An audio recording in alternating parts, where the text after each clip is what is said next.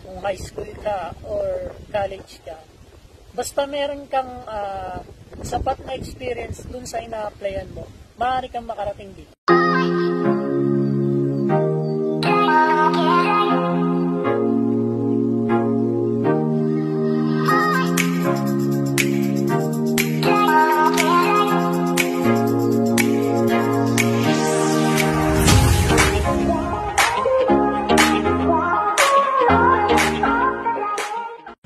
Ayan nga mga kabayan, mga kapatid, lalong-lalo na dyan sa mga TFW natin dyan na nangangarap na makarating dito sa Canada sa hindi inaasahang pagkakataon, ano?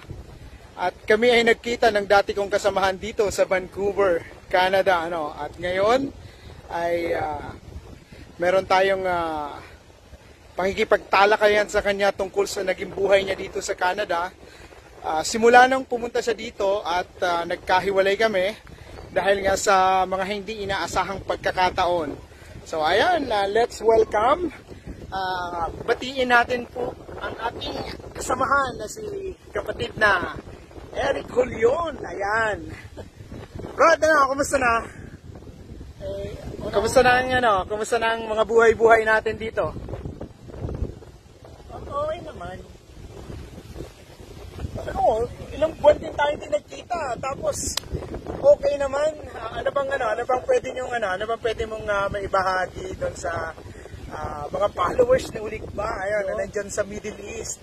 Lalong-lalo na diyan sa Saudi Arabia, sa Riyadh, sa Jeddah, sa iba't ibang panig ng mundo, sa mga ka-OFW at mga ka-TFW na nangangarap na makarating dito sa Canada. Meron ka bang mga bagay na pwedeng ma-share sa kanya? Yun, magandang topic natin ngayon, no, dahil sa ating vlogger na si paring Ting. Kasi Ting ang palayan. Ting kasi hindi niya pa masyadong alam na noon pa ay ang palayaw ko talaga sa social media ay si Ulikba. Ayan. Yung kasi yung first met namin na palayan niya si So yun na, una-una, kamusta kayo dyan lahat? Kung nasan man kayo, isipin nyo palagi na kaya natin tong mga OFW. Na hindi hadlang na malayo tayo sa family natin, but instead yung pangarap natin na maganda na buhay para sa pamilya natin. Yun, maganda yung sinabi ni Kaulikbang Eric, ano? Yun mo. Kaya ko Ulikba, pero ang gandang lalaki, di ba? Oh. Ayan, mga yung mga inday dyan, ikaw, tingnan mo. So, ayan nga, meron ba mga pagkakataon na, na nahihirapan ka nung nakarating ka na dito sa Canada? Ano yung mga bagay na yon na mai-share natin sa ating mga kababayan, sa ating mga OFW na gustong makarating dito sa Canada? Ano yung mga pwede mong ma-share sa kanila na posibleng pagandaan na nila? Yes, unang-una dyan, guys, kailangan, bukod sa dapat, kailangan mo syempre pumuntas ng pera. Syempre, hindi ka naman makakarating dito ng hindi ka gagastos. So, lahat ng mga bagay na yun, naka-include about sa pera. At ang pinakahigit sa lahat yan, dapat, pag gusto mong mag-abroad, hindi lang dahil sa nakita mo yung kasama mo, tropa mo, kaibigan mo, or relative mo na, uy, nasa ibang bansa sila, hindi ganun. Dapat, ang perspective mo is dapat buo yung loob mo na sasama ka sa hindi mo alam na lugar o kung ano man ang magiging status mo doon. Dapat buo ang loob mo na ginusto mong mag-abroad. Hindi dahil sa tulak ng iba, kundi dahil sa sarili mong kagustuhan. Oo, na pangangailangan mo para sa iyong sarili, at the same time sa family mo. Kapag ayan mga Kaulikba, sana may nakapulot kayo doon sa mga sinabi ni Kaulikbang Eric, So ayan nga guys, hindi nyo po na itatanong si kapatid na Eric, ay nauna siyang nakarating dito sa akin sa Canada.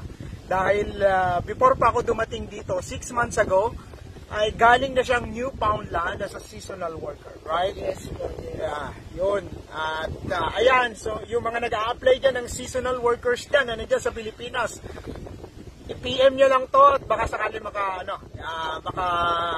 sa inyo na maisaayos ang inyong mga aplikasyon papunta dito sa Canada. Yes, guys. Actually, guys, kung gusto nyo talagang makarating dito sa Canada, marami naman mga pwedeng paraan na pwede nyong gawin. Unang-una, kung ang gusto nyong taglan nyo is temporary foreign worker, which is yun yung pinaka talaga sa atin, accessible and available na hindi tayo masyadong gagastos. I mean, yung literal na gagastos ng malaki. Kasi, una-una, syempre, kung gusto nyo mag-apply, pumunta kayo sa POEA website. Tapos, search nyo lang dun yung name ng country na gusto nyo puntahan. Lalabas na dun yung mga accredited na agency na legit na nagpapaalis papuntang Canada or saan mga sulok ng mundo, no? Yun, in support doon sa sinabi ni Kaulikbang Eric, sa ngayon ang POEA ay ito na yung ngayong Department of Migrant Workers, So ang sabi niya, kung talagang seryoso tayo na mga rin dito sa Canada, pumunta lang tayo sa website ng Department of Migrant Workers para makita natin yung mga accredited na agencies na nagpapaalis papunta dito sa Canada. So Kaulikbang Eric, ano ba yung mga pwede nilang paghandaan sa pag-a-apply dito? Kailangan ba nila ng malaking pera? Kasi sabi nila, pag pupunta ka ng Canada, kailangan college graduate ka, kailangan isa kang engineer, isa kang doktor, isa kang nurse. Ano ba sa pananaw mo? Yung mga katulad ba na high school graduate na pwede makarating dito? Kasi hanggang ngayon, marami pa rin hindi naniniwala na ang high school graduate ay makakarating dito sa Canada. Unang-una, maganda yung tanong ni ating Kaulik ba, Unang-una sa lahat, guys, thankful ako sa nakilala ko. Napaka-the best na itong kasama. Talaga? Hindi kami nagtagal nagsama, pero tigil naman, until now, dito kami. So, balik na tayo dun sa question niya. Unang-una, talagang kakailanganin mo ng pera, Pero, depende yun sa pathway na papasukin mo. Like I said lately, sabi ko nga, kung gusto mo yung pinakamadaling process, which is yun nga yung temporary foreign worker visa, yun yung kailangan mo lang yung mga needed requirements ni RICC, which is ni Canada government, na ma-provide mo para makarating ka dito. Hindi at lang na kung high school ka or college ka, basta meron kang sapat na experience dun sa ina-applyan mo, maaari kang makarating dito. Wow. No? So ayan, isang patunay po, isa na naman po kababayan natin na nagpatunay na ang high school graduate ay welcome dito sa Canada. Yes. Yun, kaya lang, ang nakagisnan kasi natin na kapag ang Canada ay kailangan ay college graduate ka at isa kang engineer, isa kang bachelor degree. So hindi naman natin na sinasabi na hanggang high school na lang. Mas maganda pa rin na nakapagtapos ka talaga sa iyong pag-aaral para mas maging mataas yung magiging posisyon mo sa lipunan, 'di ba? Kasi nga 'di ba ang katotohanan naman talaga kapag may tinapos ka mas mataas ang respetong ibibigay sa iyo. Yes. So ang gusto lang namin i-share sa inyo, kung high school graduate lang talaga kayo, kasi sa atin meron naman talagang gusto mag-aral pero walang kakayahang mapag-aral ng sarili o kaya walang kakayahan ng ang kanilang mga magulang na may pagpatuloy ang kanilang pag-aaral, kaya nahihinto sila at nagiging high school graduate na lang. But ito ang tandaan ninyo, guys, kahit na high school graduate ka, hindi yun ang dahilan para tumigil ka sa iyong pag-asenso, 'di ba? Tingnan mo ito. Dollar yan, Canadian dollar. High school graduate. But hindi ko siya nilalang kasi hindi ako makakarating dito kung hindi dahil sa high school graduate na yan. Dahil sa high school ako, or isa na rin dun yung experience ko about sa in-demand dito sa Canada, which is manufacturing, something like that. Kasi yun yung mga pinaka kailangan dito ni Canada is yung sa mapunan yung mga kakulangan nila sa labor market. You know, just like fast food, mga ganyan, mga food processing laborer, yan. Pero even mga skilled worker, open na open dito kasi almost lahat naman ng uri ng trabaho is kailangan ni Canada kasi na-short nga sila ng mga worker. Yes, totoo yan. So, ayan nga guys, ayan isa sa mga kababayan na naman natin na nagbigay ng napakagandang pag-encourage sa ating mga kababayan na magsumikap at patuloy na mangarap na makarating dito sa Canada bilang isang temporary foreign workers o kaya o kahit ano pa mang pathway ang inyong gusto. Make sure na dapat kapag nangangarap ka ay dapat kumikilos ka. Tama. Di ba?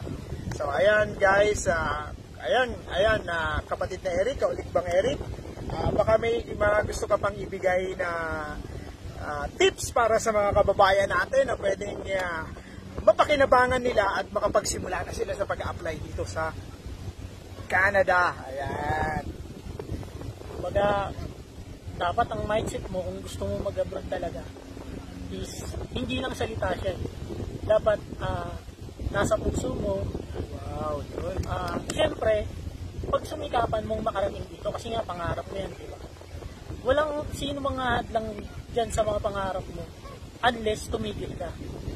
Tumigil kang mangarap para sa sarili. Yun lang. That's the time na parang ikaw na mismo yung pumutol sa pangarap mo. Kaya kung ako sa inyo guys, totoo nga sabi ko yan, ba? Libre lang mangarap. Pero ang pangarap, hindi lang basta sinabi mo lang na pangarap kung hindi mo sasamahan ng kilos. Yun ang pinaka-the best talaga doon. Marami naman sa pangarap ko maging isang teacher.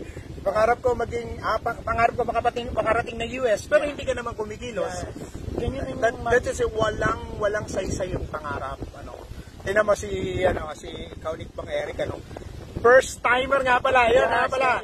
Ayan, mga ka-OFW sa Dubai, sa Middle East, sa Taiwan, sa Singapore, sa Thailand, o kahit saan lupalop ka man ng mundo. First timer nakarating dito sa Canada, di ba? Yeah, blessing this So, di ba? Sabi nila pag walang experience abroad, hindi makakarating. Yan na isang patunay, first timer na OFW dito sa Canada. Ayan, di ba? Pero guys, disclaimer na hindi puro sarap buhay lang dito kami sa Canada. Although nakikita nyo kami, nagpo-post kami para ma-divert yung stress namin. Kasi, sasabihin ko sa inyo to be honest, kumbaga package yan Maganda ang lugar ng Canada. But, syempre, dito, ang work ethic ng mga tao dito is working talaga. Yes, totoo yan. You know? Halos wala ng tulog. Yes. Kasi, minsan nga, ito, tulad nito ni, parang ulit ba, nagdo-double job siya, Siyempre, diba? Which is good thing, kasi, mas the more na dalawang trabaho niya, the more na yung income niya is, double din. At makakapagtabi siya agad ng, para sa family niya, or other savings na gusto niyang paglaanan, Tama. Kasi ang temporary foreign worker lang is allowed lang sa isang company because yun nga, closed work permit siya. Allowed ka lang na mag-work sa isang company unless kung open work permit ka, katulad ni parang Ding, So ayun guys, ayan, may naibigay sa inyo ang ating kauligbang si Eric Julion Portes. Ayan, shout out nga pala dyan sa mga taga Cavite, sa General Trias, sa inyo to, tingnan nyo, sa inyo to, Gen 3, di ba? Proud Cavite. Proud Caviteño, di ba? So ayan, sigurado maraming ulikbada sa sa Cavite, kahit magpustahan tayo, di ba? So ayan, hanggang dito na lang po, mga kaulikba, lagi niyong subaybayan at ito lang ang hihilingin ko sa inyo para sa mga updates ng mga buhay-buhay namin dito sa Canada. Ayan, huwag mong kalimutang i-follow ang aking Ulikba in Canada at pakisubscribe din ang aking YouTube channel, Ulikba Vlog. At laging subaybayan ang Ulikba ng bayan na nag-iisa lang sa balat ng lupa. Ulikba! Bye-bye! Bye guys, please subscribe din guys. Thank you, salamat!